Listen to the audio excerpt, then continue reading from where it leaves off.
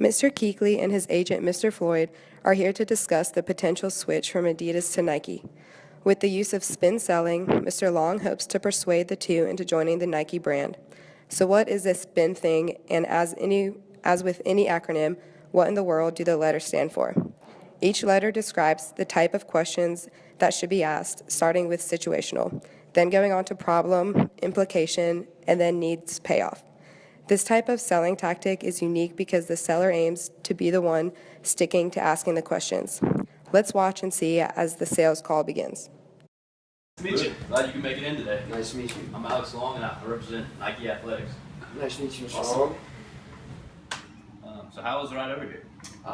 Wasn't too bad. Got here pretty quickly. You know, it's raining hard outside, but you know, we took the private jet in, so it's pretty nice. Got here pretty quickly. Good to hear. Mr. Floyd, the family still doing well? Oh, we're doing great. Hanging in there. Michael's 9 and Elise is 18. It's weird. Sorry about the wait, but I'm glad y'all could make it in. I was on the phone with another client talking to Kobe about that 60-point game last night. Great game, but if we gotta get down to business, Mr. Keeklin's got a busy schedule and we gotta get back to practice in 4 hours. Well, I've seen you had a great season this past year with close to 600 combined tackles, 7 sacks, 4 picks, and even a touchdown. Yeah, man. I mean, it was a pretty good year, but you know, looking to improve. That last game, wish we could have won the Super Bowl, but you know, we got next season. So would you say that's one of the best years you've had since coming into the league? Oh yeah, I would. I mean, I got defensive MVP. You know, that's kind of a big deal. But yeah, it was definitely one of my best seasons. But like I said, I'm looking to improve. How did your Adidas gear hold up well for you?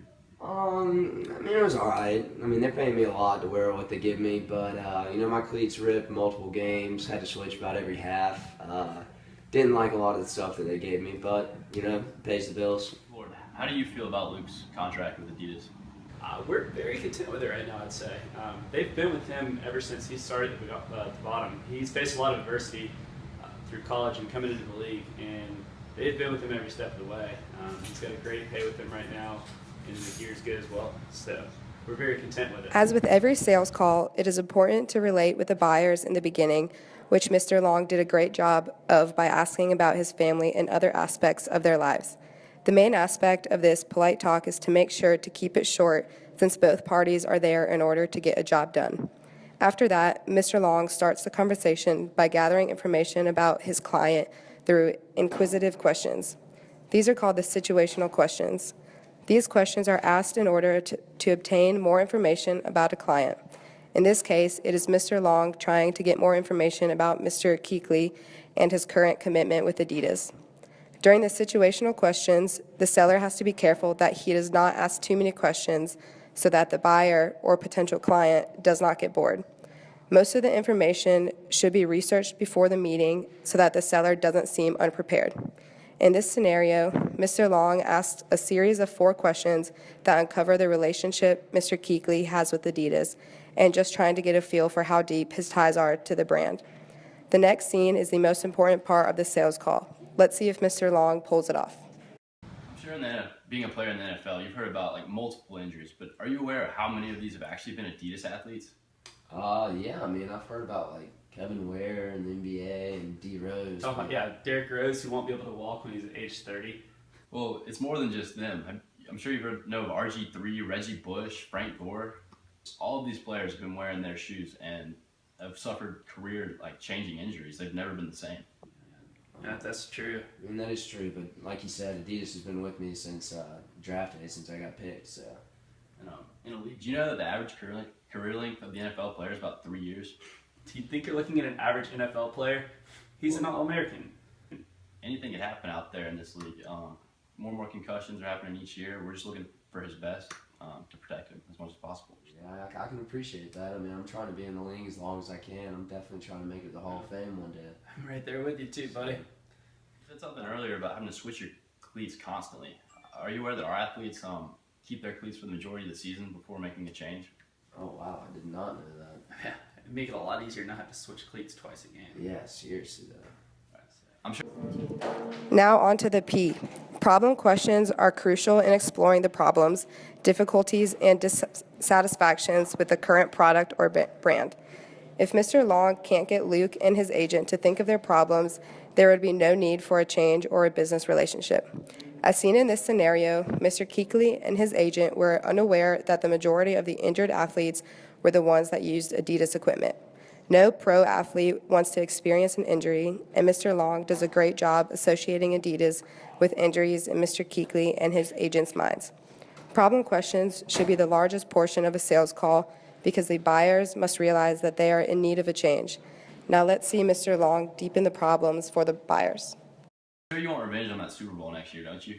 I'm not trying to be harsh here, but I hope you realize that all it takes is one career-ending injury to keep you from winning the Super Bowl, going into the Hall of Fame, and you being out of a job.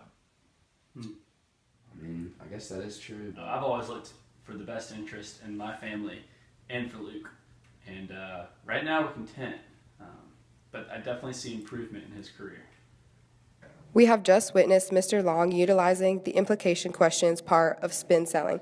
Implication questions are supposed to cause the buyer to realize the urgency and size of the problem.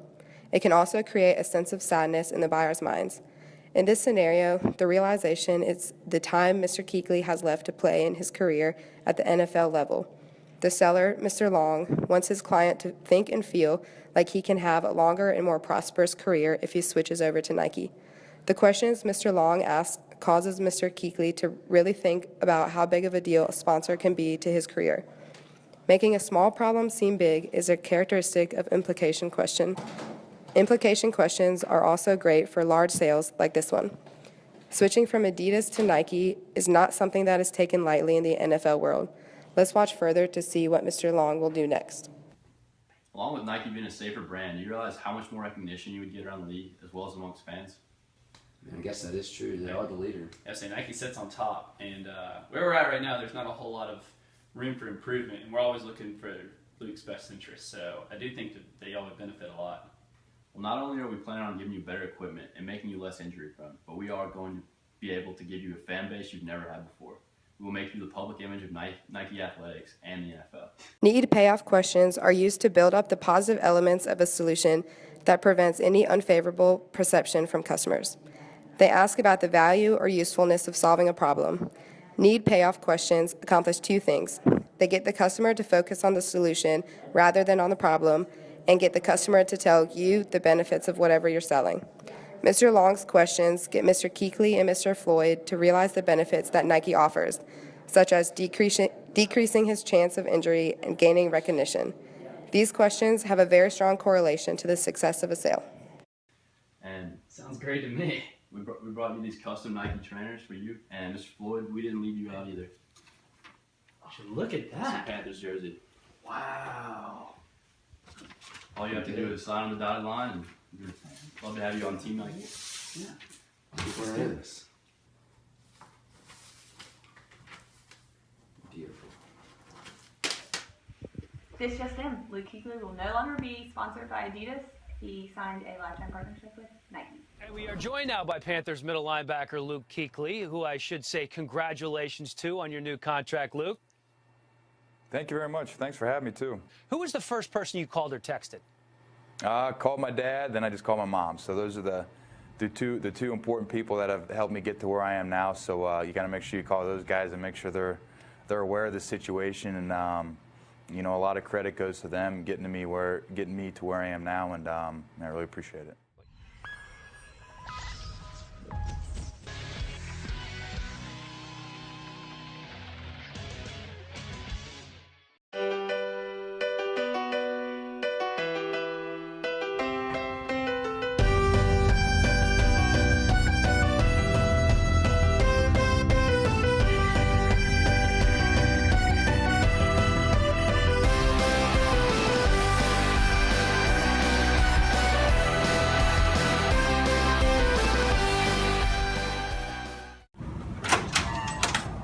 Hello.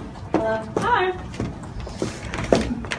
Hi, I am Dwight nice to Schrute. meet you. Nice to meet you. Michael Scott, Regional Manager. Carolyn Munder. Lovely. I'm Dwight Schrute. We are here from Munder Difflin. All right, let's get down to work. Party's here.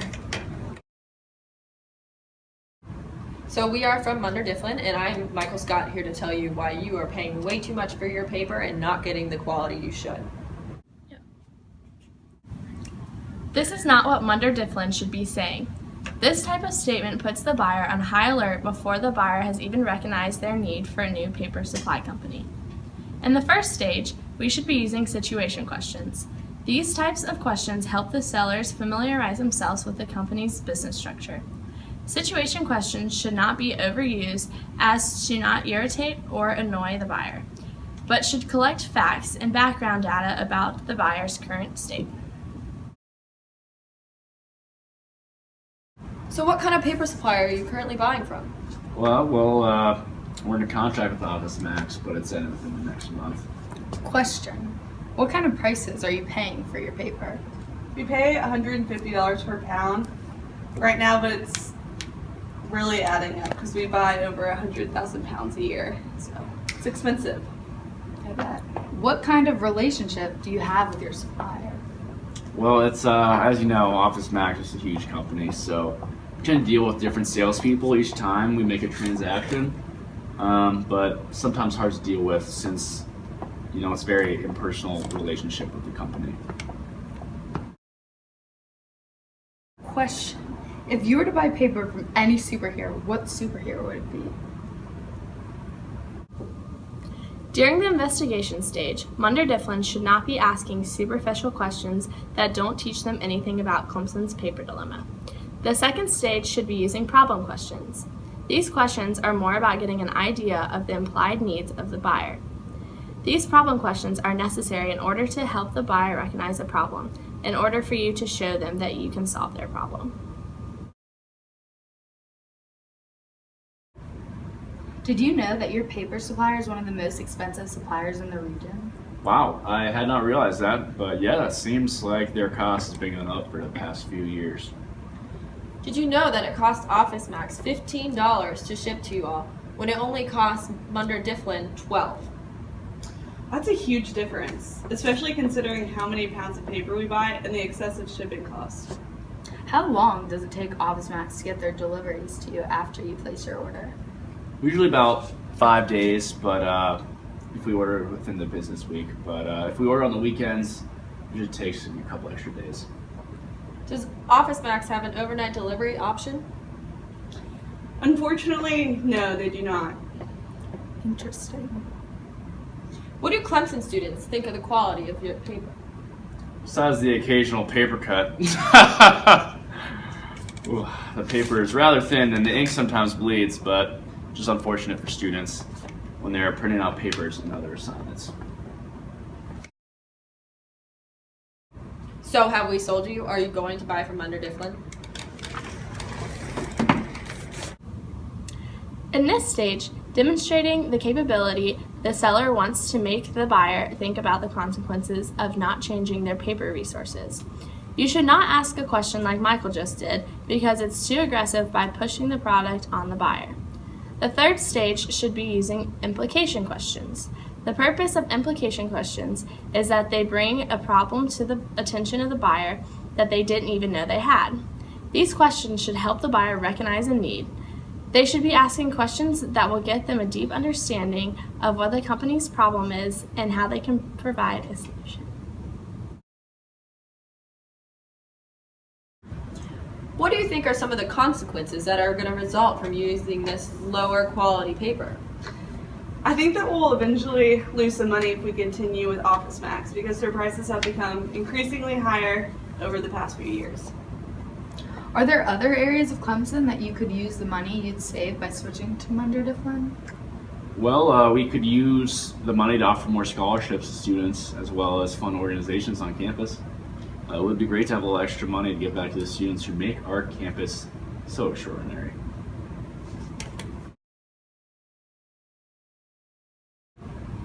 So as you can see, Munder Difflin is better than Office Max, and you'd be stupid not to switch to us. In the fourth stage, we are securing commitment.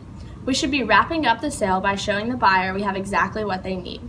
We should not be making statements or talking excessively. We should not be telling them that they're stupid because that is an ignorant statement. This stage should use need payoff questions. These questions focus the customer towards a solution to the problem instead of just telling them what they need. Clemson is ranked as one of the happiest campuses in the nation. Do you think that Clemson students would be even happier if you switched to Munder Difflin's higher quality paper? Yes, I believe the students would be happier and more content if we switched to the higher quality paper. Do you care about your students' happiness? Yes, yes we do. You've got yourselves a god-darn deal.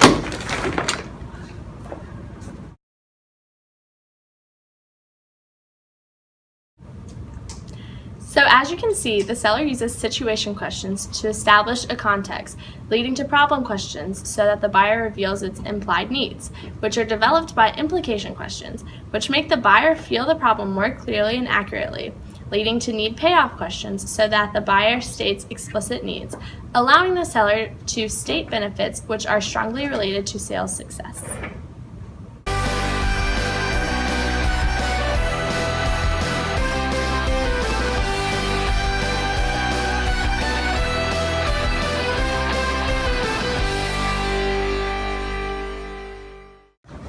That's what she said.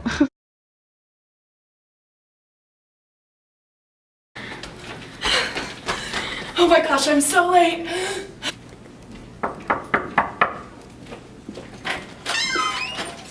Hey! You're very late to your meeting with Mr. Price. Before we even get to the sale, don't put yourself at a disadvantage. Being late is unprofessional and is inconsiderate to your customer. People want to buy from people they can rely on. Let's try that one again. I just love being early. Hey, Tony, we're so happy to have you here today. So glad to be here. Showing up a few minutes early gives you time to find the meeting space and shows the clients that you have regard for their time and are a reliable supplier. Morning, Tony. Hey, Drew, how are you? how's it going? How's the restaurant? It's doing great. Do you still offer the Tiger Tzatziki? Was always my favorite. Yep, it's our best seller. Really? Do you Yeah. still have Coke products? Yeah, we do. It's a classic. Does Randy still work there? No, he quit about a year ago. That makes me sad. Why'd he quit? Was it your fault? What did you do? What happened? No, he got married. Oh.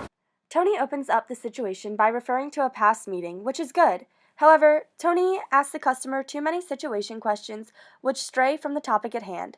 Asking too many questions can bore or irritate the client, so let's make sure that the questions serve a purpose and get down to business quickly. Let's try that again. Hey, Drew, how you doing? Morning, Tony. How you doing? Great, great. How's the restaurant? It's going great. You started it with your family, right? Yep. Oh, way back in 1994. Last time we talked, your wife was pregnant, correct? Yep. She recently gave birth to Chris. Congratulations! Last time you talked, you also mentioned the competition of the sub business lately in Clemson. Yeah. Are you still having problems? There's a lot of competition in Clemson, but I think we do pretty well. What do you think you could do to differentiate yourself from other companies? I guess we could do a few different things. We could have big subs, or we could have more creative offerings like our Tiger Tetrazzini or whatever. Tony still opens up the situation by reinforcing a past meeting. However, he keeps the personal questions to a minimum and begins asking situation questions that are more directly related to the business at hand. That went much better. Good job, Tony. Okay. Well, I was going to ask you about your current meat supplies, if you're happy with them or not. Oh, we use Boar's Head right now. It's a good premium meat company. Wait, 1 second. Hey! No, I'm not busy. Okay. Alright, I'll see you later. Bye. Well, you know, I have my own meat company, Tony's, and we're always looking for new people to supply to. We're a trusted name around Clemson, you know, and we offer fresh, local meat. That is something that your big name retailer will never be able to provide to you. You know, your big name retailer probably doesn't even care about your little company. What do you mean little company? Oh. We are a well-established sub shop in Clemson. Oh, I meant you're a small company, that's all. Well, I think we've had a good meeting. How about I'll have my people call your people and we can talk again next week. Well, can I give you more information about my meat? I think I'm okay. Okay. Wow, that went downhill really quickly. Firstly, Tony should not have had his phone on, much less answer it in the middle of a business deal. Secondly, Tony should not have explicitly stated the solution because he hasn't given the customer enough time to realize that he has a problem. Let's try that one again. Do you think you have a problem meeting your customers' expectations? Not really. They're satisfied for the most part. We have our loyal customer base. What company are you getting your meats from now? We currently use Boar's Head. Well, let's look at the situation. What are the disadvantages of you using Boar's Head now? They're a pretty good company. They are kind of expensive. They aren't real personal with us. They work with a lot of the different sub-companies in the area. So sometimes we feel like we get left behind. Do you think more of a personal relationship with your meat supplier would benefit? That would be a great thing, I think. Does your meat company you're currently using give you a competitive advantage at all? I wouldn't say it'd really give us an advantage because a lot of the other companies use it as well. Asking problem questions was a much better approach. Instead of shoving the product at the customer, Tony was able to get Drew to open up about the problems his company is facing. Let's see what Tony does next. What do you think would happen if you don't differentiate yourself from other companies in the future? We do have our loyal customer base, so we kind of have our normal sales, but we have had trouble like increasing our market share. Do you think being overlooked by Boar's Head right now could lead to late deliveries? I guess it's possible. Without meat, would you be able to keep your current business going? Absolutely not. Tony used the problems Drew gave him to escalate the issues at hand and make Drew start to realize what he is doing now will cause bigger issues in the future, and make Drew start to realize that he needs to make a change. Not. How much would it benefit you to switch over to a local business as your meat supplier that only supplies a few local customer businesses? You know, we've never really thought about that, but that could really be a good thing. Is switching to locally sourced supplier important to you? Because you can gain more customers. That's true. We could really benefit from being something local, and it'd be different than everyone else, and it's locally sourced. That'd be a great thing. Wouldn't attracting more customers increase your revenue by a lot? It could. Oh yeah, we could definitely use that. Well, by switching to a company like Tony's, how much money could you increase your revenue by? We could probably increase sales 10 to 15% if we had a good, locally sourced, tasty meat company that really changed up our product and made it better. Well, great. Let me work on a contract. I'll get it written up, and we can set up a time to meet next week. Yeah, that sounds great. I'm really excited about this opportunity. Need payoff questions are intended to identify if a buyer seeks a particular benefit that you think your product offers. Clarify that you understand why the buyer wants that particular benefit, and show the buyer why your product would fulfill that need. Tony does a good job of this and therefore is able to close the deal. Here at Tony's, we have the best meat in town. We'll spin for you. Hey, want to try my meat? Hey, try my meat!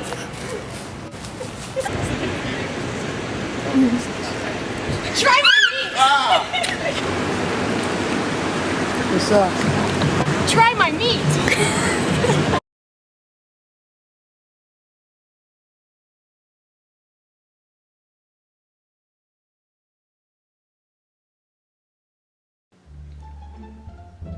Hi, I'm Taylor Dascom with Hoothwaite Incorporated. Today, we'll be talking about the spin selling process. Spin selling is a technique created for use with major sales, where more time is spent asking questions and uncovering explicit needs than with traditional sales techniques. There are 4 phases, or stages, that make up the spin selling process: preliminaries, investigating, demonstrating capabilities, and obtaining commitment. Within the investigation stage, 4 types of questions can be asked to better understand the client's perspective. Situation questions, problem questions, implication questions, and need payoff questions. Any or all of these types of questions can be used to strengthen the selling process. Now that you understand the basics of spin selling, let's watch a video to illustrate, or clarify, or explain how spin selling works in the context of new product development.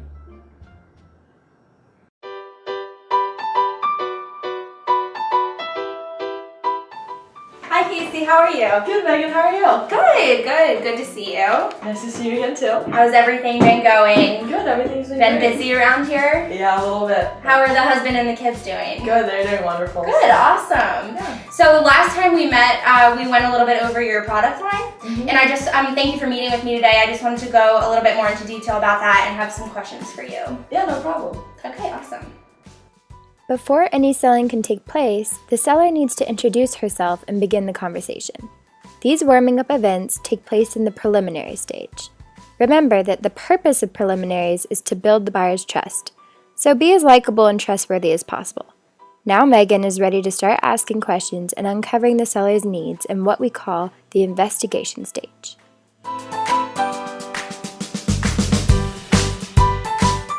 So at Jack Daniel's, who are your current customers that you're focused on? Our current customers are the upper to middle class working men. Okay, and how many products do you have? We have about 4 products with different flavors like the cinnamon and then the original Jack Daniel's. Okay, so do you gear most of those products towards the upper middle class working men? Yeah, most of our products are mainly geared towards men. And you don't have any geared towards women? Not currently, at the moment. Okay. The first type of question asked in the investigation stage is the situation question. Situation questions probe facts, establish background information, and uncover what the client is doing now. Especially with bigger sales, situation questions should be kept to a minimum because they tend to be questions easily answered by doing your homework before the sales call. So what big markets do you feel that you're not hitting at Jack Daniel's? Currently, our market, like I said, is men, so we have a lot of women who are drinkers that we aren't able to focus on right now. Right, and like you mentioned, there are a lot of women who drink, and there is a big market out there for women who consume alcohol. Do you think that you're missing out on this market by only gearing your products towards that group of men? Our products now are designed and marketed towards men, so we don't have a current product that we can market towards women.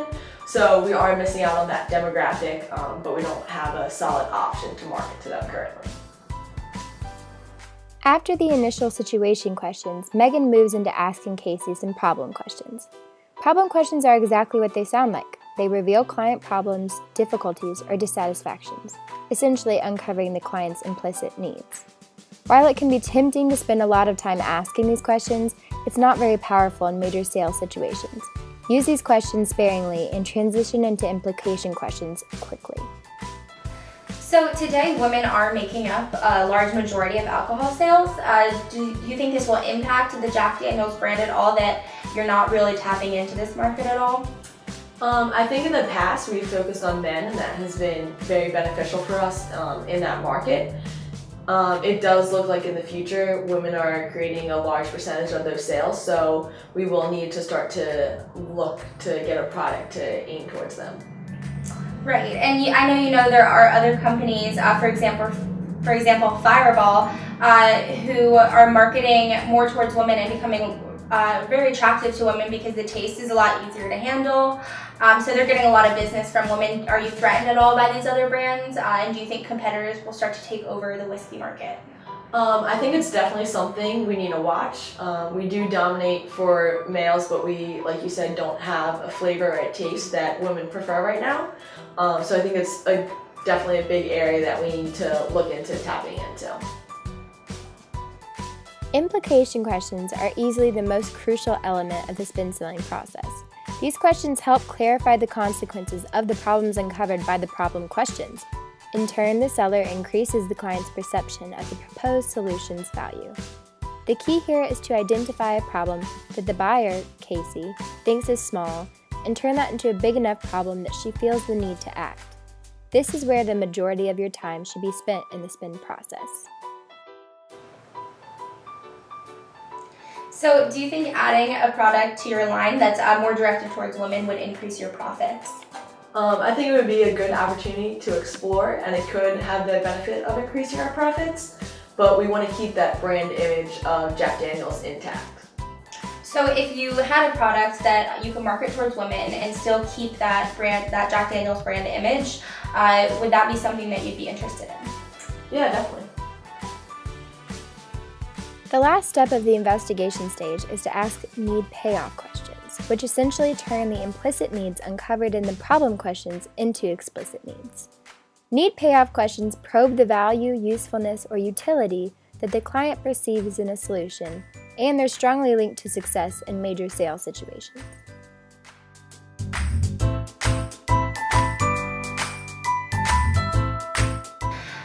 We actually created a liquor. It's a flavorless liquor, and we combined it with whiskey. And when we marketed that to women and had them test it, they really liked it. So what we wanted to do was take your original Jack Daniel's and combine it with our liquor and market it as a completely separate product towards women. Okay, and how would you market it towards women without losing that brand image to our men market? Well, we actually already came up with a name for it, which is Jackie Daniels, which we thought would appeal to women. And it's also going to have a completely different label, and we're going to use completely different marketing techniques for that. So it wouldn't even be associated with the original Jack Daniels in the sense of overlapping markets. In the demonstrating capability stage of the spin selling process, the seller explains his solution to the buyer.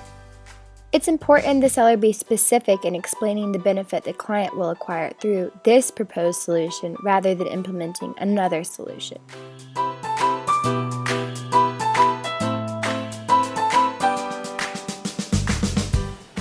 So moving forward, does this seem like something that you'd be interested in working with? Definitely. We've been trying to look into new markets to expand into, and I think you've offered a great opportunity to do so. Great. Thank you for coming in. I'll definitely talk with my team and go over some of the areas that we can continue this process with you. Well, thank you so much for your time. You have a nice day. You too. While the end of a sales call is usually referred to as a close, the spin selling process refers to this stage as obtaining commitment. To be successful, each sales call must achieve the objective set by the salesperson before the sales call. However, this doesn't necessarily mean that the buyer is signing a contract and the sale is final. Usually these commitments being obtained are in small steps called advances, which lead to the ultimate objective. In our case, Megan defined her goal, which was to get Casey to review their meeting with her product development team. She advanced and obtained another meeting with Casey to continue the selling process.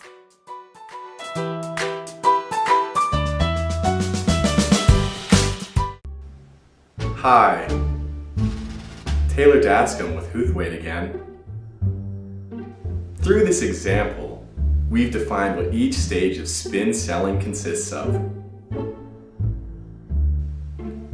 While each stage is important, remember that the bulk of time should be spent in the investigation stage trying to uncover the client's real needs. Once you do, you'll be able to work more efficiently towards a solution or sale. We at Huthwaite sincerely hope you find the spin selling techniques we've talked about today useful in some way. Goodbye.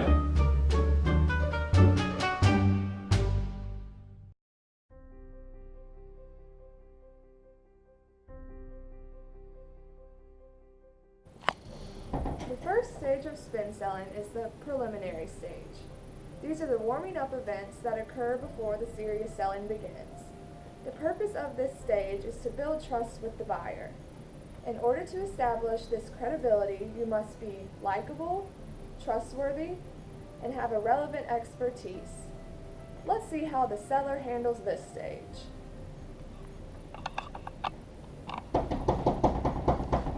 Come in. Hey, Sam Bradley, owner of the Stove Project. Nice to meet you, sir. Well, let's get that first. All right.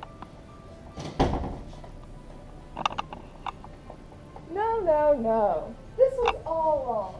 This is no way to be perceived as likable, although making the sale and getting down to business quickly is important, it is also very important to make a great first impression, because the point of spin selling is to establish a long-lasting buying-seller relationship that is mutually beneficial for both people. Let's see the scenario done the right way. Coming. Come on in. Mr. Faulkner, I'm Tyler Woodall. Nice to meet you. Nice to meet you. We have emailed a couple times back and forth. I'm the founder of the SO Project, so I wanted to see if I could take a couple minutes of your time today to talk to you. Yeah, no problem. Okay, I had a few questions about your business, and then had a couple ideas about how we can work together and better each other. Yeah, I look forward to hearing from you then. Awesome. This is how you open a meeting. The seller was perceived as likable and you got down to business without being rude. Also, notice that the seller didn't discuss actual solutions too soon, but he made it clear that he did have solutions to the buyer's problem. Let's see how the seller establishes his credibility. Alright, before we discuss a little more, I'd like to give you a brief introduction about us and about our products. So basically, the SO Project is a clothing brand. So we sell different clothing products, and for every product sold, we feed a child in need around the world. So mostly t-shirts and hats and things like that. Okay, that sounds like a really nice product. We definitely are interested in, having our company seen in a very corporate responsibility light, and I definitely think this is something we can maybe work out, and it sounds like you have a great product, great company. Okay, awesome. Before we discuss a little bit more about your needs, let me give you a brief introduction of what we do. The SO Project is a clothing brand, so we sell different t-shirts, hats, bracelets, things like that. And for every product we sell, we help feed a child in need around the world.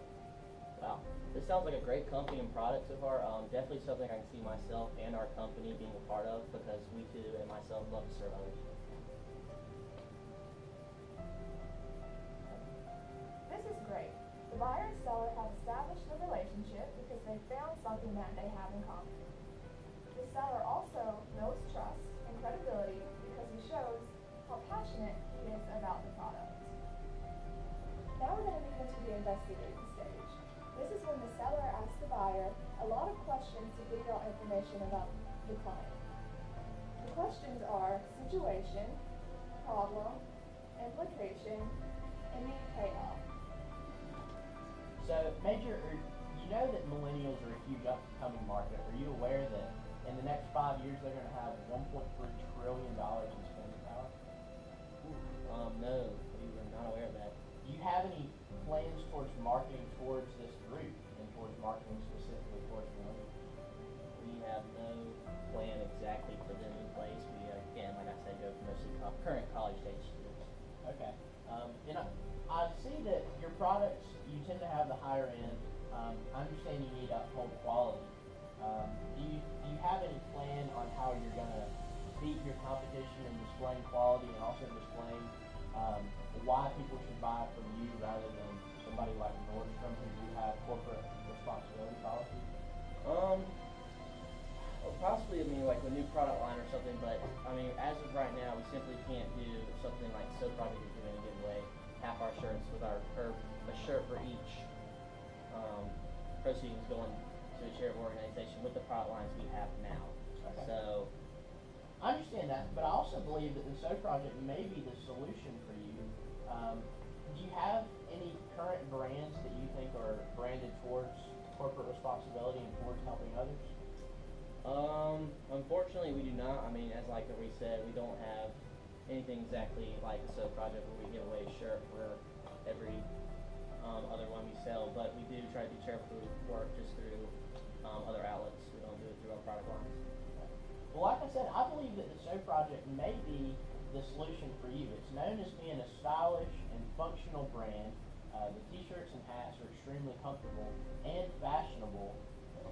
So, Major, do you believe your clothing line covers all of your market in the clothing industry? Yes, we believe we have kept up with modern culture and captured most of our college-age market. That's what we really go for. How have you been adapting to changing interests and style in the target market? Well, we have a huge marketing department. We also have, we keep up with modern culture through the news, social media, and other outlets. And are y'all still looking to expand nationally and globally?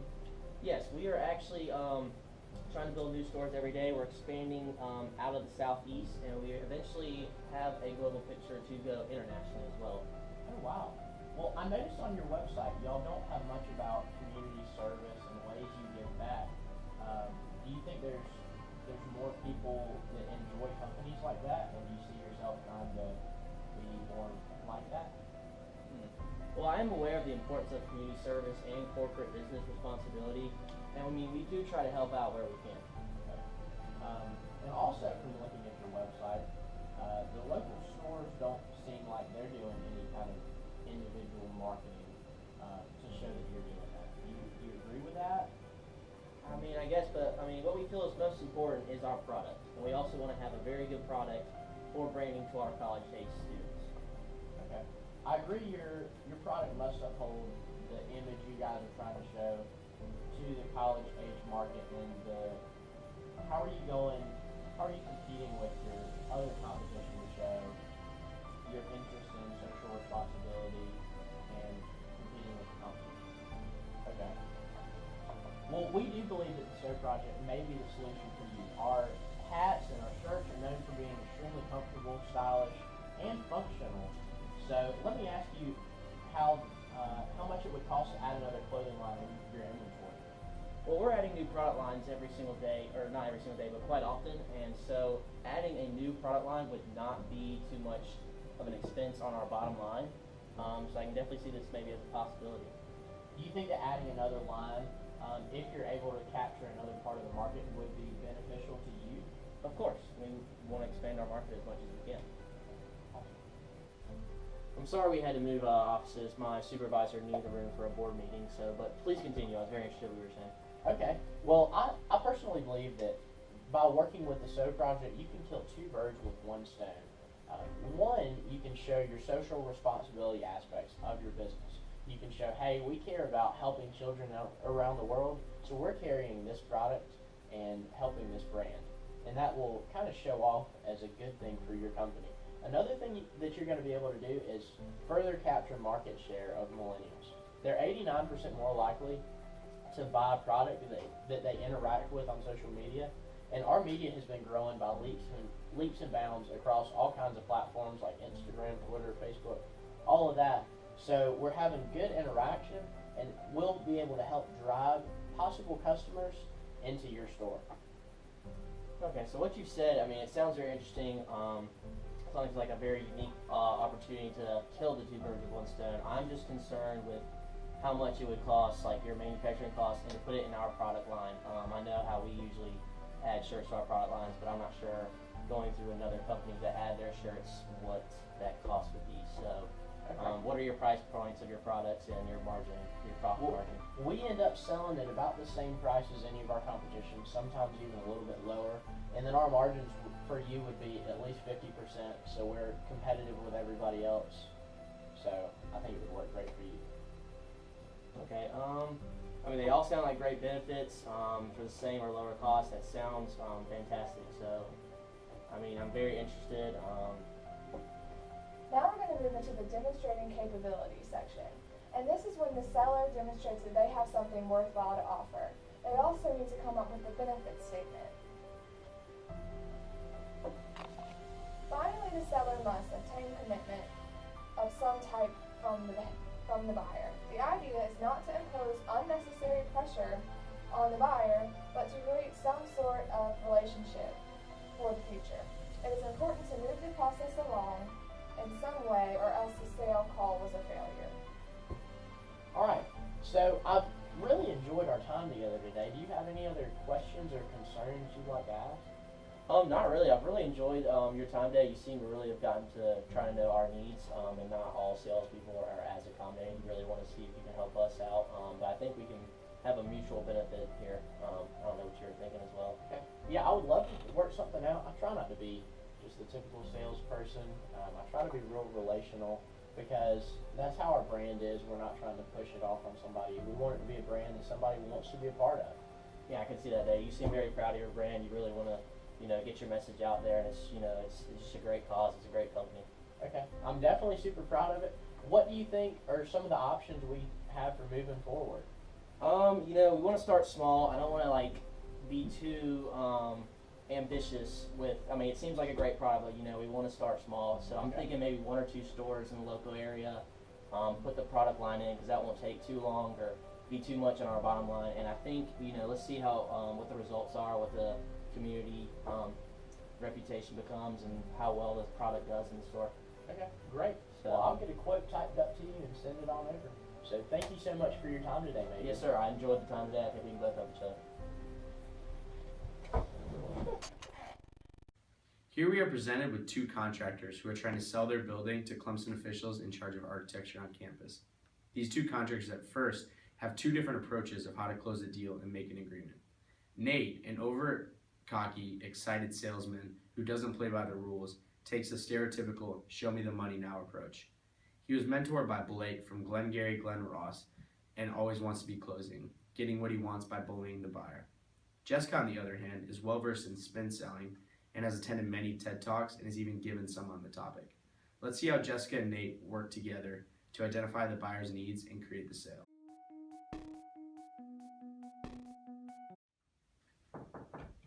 Come in.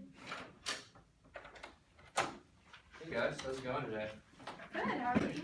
I'm Meredith. I'm really excited. I'm Hey, really excited. it's nice to meet you. Nice to I'm meet you. Really Jessica. excited. Really excited for today. Hey, it's nice to meet you. I'm Well, let's get to Jessica. business. We know we have a great business opportunity for you guys today, and we also noticed that you guys are a top public university. We see that you're also in the middle of a large construction process to expand your campus. With all this new construction that's going on, are there new study We noticed that areas? you guys made it to the national championship last year. That's pretty sick. We did, and as of right now, we are trying to advance the living conditions on campus so more students stay on campus. Who's your favorite player on the team? What's your favorite color? Getting back to the topic on hand, we're focusing more on redesigning buildings for the college, such as a new business building, so we can set Clemson apart from other universities. Now let's take a look at what's going on here. Nate's asking really off-topic questions rather than centralizing around the need for more study areas around campus. Jessica here is keeping it brief, asking short, probing questions, because once you've gotten the ball rolling, it's important to ask brief questions to not bore or irritate your potential buyer. We have an idea to improve your school's standing to be in the top 10. Is that something that would interest you? Yes. Notice how Nate here almost went all Tommy Boy and blew the sale, while Jessica saved the sale by using her spin selling techniques. Let's see if Jessica's back doesn't get sore from carrying the team, and if Nate can understand the importance of using spin techniques. Do you find during finals week that your students lack ample study room? Yes, we seem to have a lot of students complain about not having enough study room on campus. The library, ASC, and spare classrooms simply don't cut it.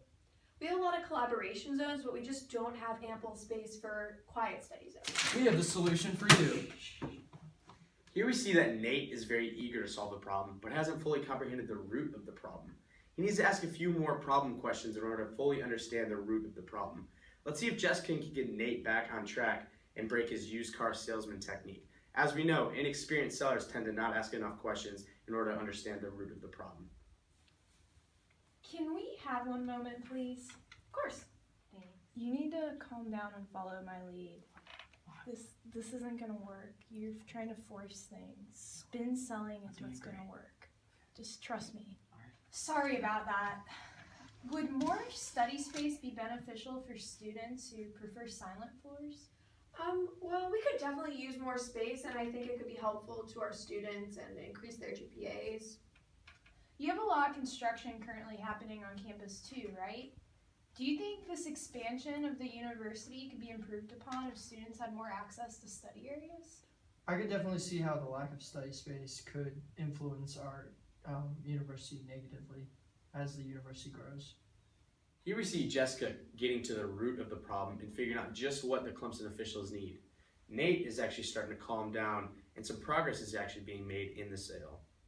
Not only that, but would you like for your university to rise in the rankings? I mean, top 20 is pretty good, but how does top 10 or top 5 sound? Or even top 1? That's right. We would love to push for being a top 10, 5, or even 1 public university, and we could see how the limited space we currently have for studying could further hinder our progress. Here we see how Nate has begun to understand that by reinforcing the problem and making it seem more negative, it gets the other party to think about more possible solutions to better their situation.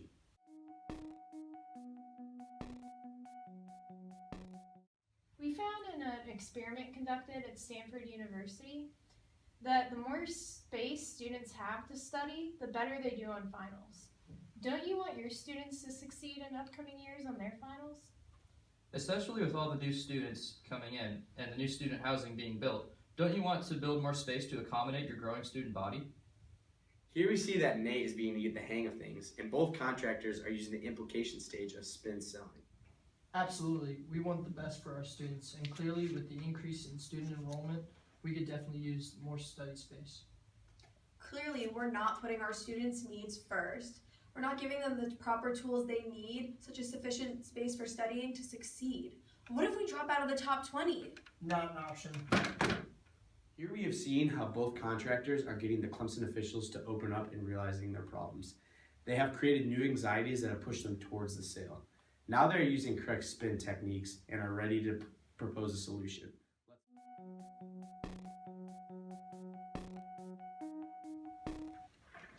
Of the 5 schools that we've recently implemented a new building design by our company, they've seen a 10% increase in the average student GPA. Here are the blueprints for our study buildings. As you can see, they're state-of-the-art. Whoa. Wow. These are, State of the art. yeah, and study buildings. It's incredible. After seeing these mock-ups, do you feel it's worth your university's time and resources for these sort of improvements? Here we see Nate almost make a catastrophic mistake and try to close the sale too quickly. Luckily, Jessica here pulled the paper back before Nate's old selling techniques were able to come out. By avoiding this mistake, Jessica is able to recover and provide a solution to the buyer's problem. Now Nate is able to recover as well and follow her lead for the rest of the sale. Definitely. Given the statistics and other compliments that your building has shown and received respectively, we feel this would be a great option for Clemson University to not only rise in the ranks, but for our students to get better study areas and in turn, a better life. If you sign right now, we can offer you our best financing options, as well as a 5% discount on the total cost. We'll gladly accept. I think your help would be very beneficial throughout this process, and we'd love to have you guys on campus.